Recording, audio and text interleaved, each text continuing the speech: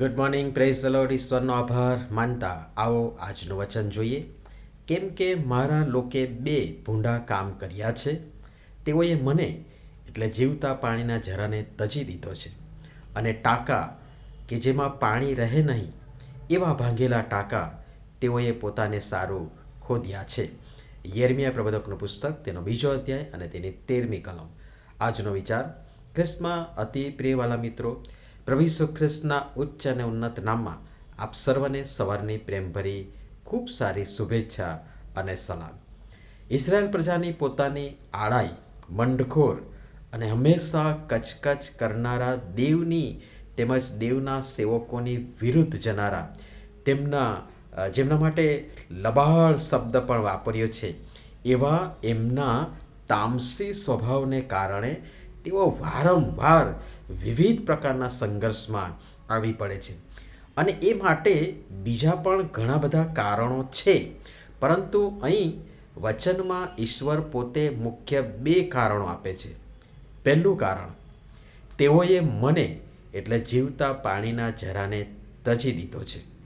હા, જે જીવનનું જળ છે, ઝરો છે, તે જે પાણી આપે છે, પીવડાવે છે, અને પીનારને ફરી કદી તરસ લાગતી નથી, બલકે તે તેનામાં જીવનનો ઝરો બની કલ કલ વહે, જેથી બીજા પણ પોતાની એ તરસ તે દ્વારા છીપાવી શકે.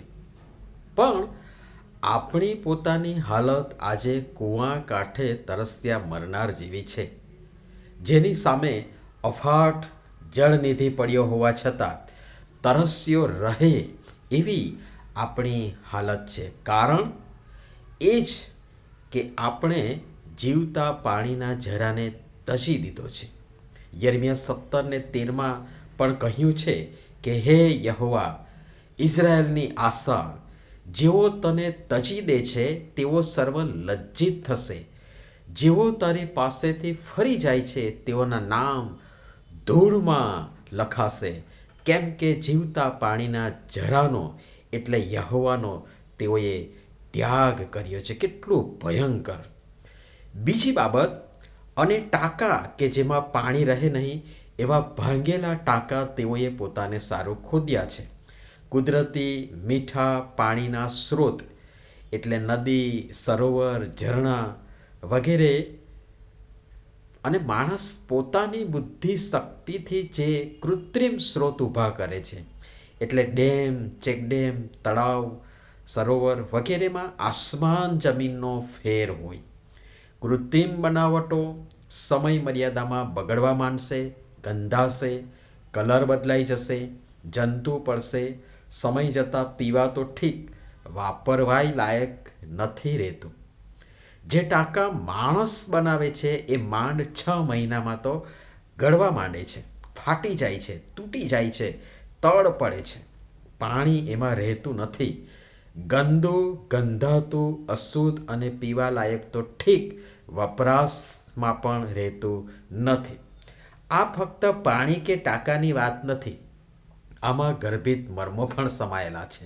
એને સમજવાના માટે પ્રયાસ કરજો. માર્મિક અર્થ સમાયેલો છે. પણ આપણે આ કર્યું છે.